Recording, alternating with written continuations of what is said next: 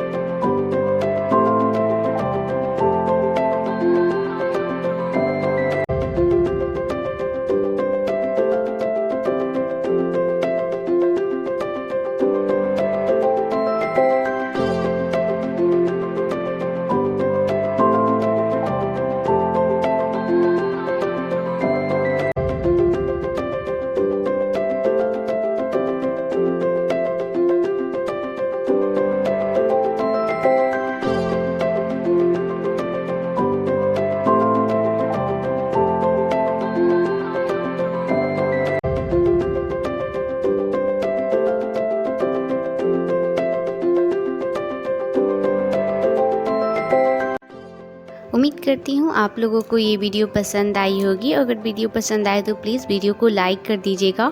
और अगर अभी आप लोग मेरे चैनल पे नए हैं या पहली बार मेरी वीडियो को देख रहे हैं तो प्लीज़ मेरे चैनल को सब्सक्राइब भी कर लीजिएगा और बेल आइकन पे क्लिक कर दीजिएगा, क्योंकि उसी से आप लोगों को मेरी वीडियो की नोटिफिकेशन आएगी और आप लोग सबसे पहले मेरी वीडियो देख पाइएगा।